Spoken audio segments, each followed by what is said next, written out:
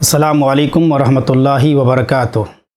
محترم ناظرین کرام، جو عمل اللہ تعالیٰ کی رضامندی اور خوشنودی حاصل کرنے کے لیے کیا جائے وہ عمل دنیا اور آخرت میں نجات کا باعث بن جاتا ہے۔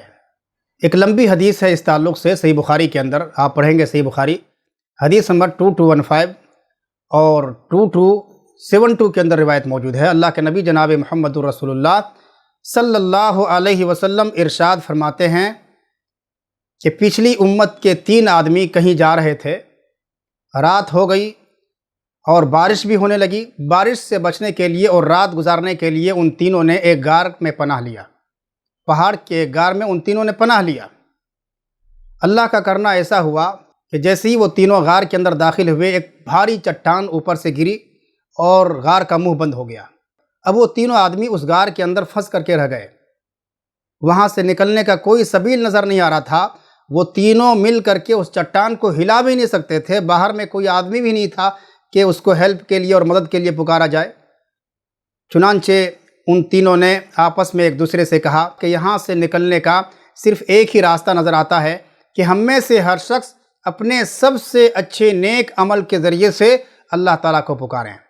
چنانچہ ان میں سے ایک شخص نے کہا، اللہم انی کان لی ابوان شیخان کبیران، اے اللہ میرے ماں باپ بوڑھے ہو چکے تھے، میں بکریاں چرایا کرتا تھا اور جب گھر واپس آتا تو بکریوں کا دودھ دوہتا اور سب سے پہلے اپنے ماں باپ کو دودھ پلاتا تھا۔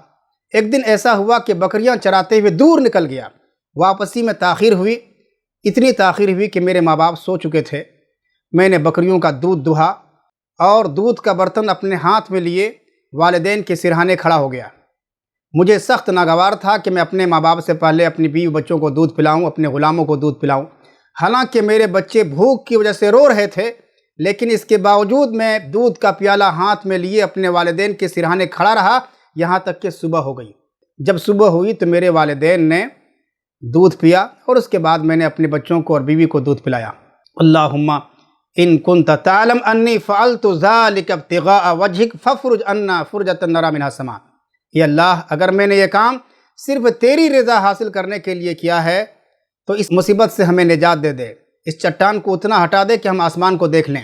اللہ کے نبی صلی اللہ علیہ وسلم فرماتے ہیں کہ چٹان تھوڑی سی سرک گئی لیکن وہ تینوں نکل نہیں سکتے تھے۔ دوسرے آدمی نے کہا، یا اللہ میرے ایک چچا کی لڑکی تھی جس سے میں بہت محبت کرتا تھا، وہ مجھے بہت ہی زیادہ عزیز تھی، محبوب تھی۔ میں نے اس کو ایک بار برائی کے لیے آمادہ کرنے کی کوشش کی لیکن وہ راضی نہیں ہوئی۔ لیکن ایک وقت آیا، 1 سال قحط پڑا، وہ مجبور ہو کر کے میرے پاس آئی۔ میں نے انہیں 120 دینار اس شرط پر دیے کہ وہ برے کام پر راضی ہو جائے گی۔ چنانچہ وہ راضی ہو گئی، اور جب میں اس پر پوری قدرت پا لیا، اس پر قابو پا لیا، تو وہ کہنے لگی، اللہ کے بندے اللہ سے ڈر، یہ برا کام ہے، اس کو چھوڑ دے۔ اس کے اس بات سے میرے دل کے اندر یا اللہ تیرا خوف پیدا ہوا اور میں نے اس گناہ کو چھوڑ دیا۔ اے اللہ اگر میں نے یہ کام صرف تیری رضا حاصل کرنے کے لیے کیا تھا تو اس مصیبت سے ہمیں نجات دے دے، اس چٹان کو ہٹا دے۔ اللہ کے نبی صلی اللہ علیہ وسلم ارشاد فرماتے ہیں کہ وہ چٹان تھوڑی سی اور سرک گئی لیکن وہ تینوں ابھی بھی نکل نہیں سکتے تھے۔ تیسرے آدمی نے کہا، یا اللہ میں نے کچھ لوگوں کو مزدوری پر رکھا تھا، میں نے سارے لوگوں کو اس کی مزدوری دے دی سوائے ایک کے۔ ایک آدمی اپنی مزدوری لیے بغیر چلا گیا اور میں نے اس کے پیسے کو کاروبار میں لگایا، اپنے کام میں لگایا، جس کی وجہ سے بہت سارا مال جمع ہو گیا، بہت سارے اونٹ جمع ہو گئے، بہت ساری بکریاں جمع ہو گئی، بہت سارے گائے جمع ہو گئے، اسی طرح سے غلام جمع ہو گئے۔ اور ایک لمبی مدت کے بعد وہ مزدور آتا ہے اور کہتا ہے کہ اللہ کے بندے مجھے میری مزدوری دے دے۔ میں نے کہا کہ جو تم یہ مال دیکھ رہے ہو، یہ بکریاں دیکھ رہے ہو، یہ اونٹ دیکھ رہے ہو، یہ اٹھنیاں جو تم دیکھ رہے ہو، یہ گائیں جو تم دیکھ رہے ہو، یہ سارے کے سارے اموال تمہارے ہیں۔ انہوں نے کہا کہ اللہ کے بندے مجھ سے مذاق نہ کر۔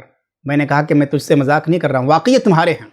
چنانچہ انہوں نے اپنا سارا مال لے لیا، ان میں سے کچھ بھی نہیں چھوڑا۔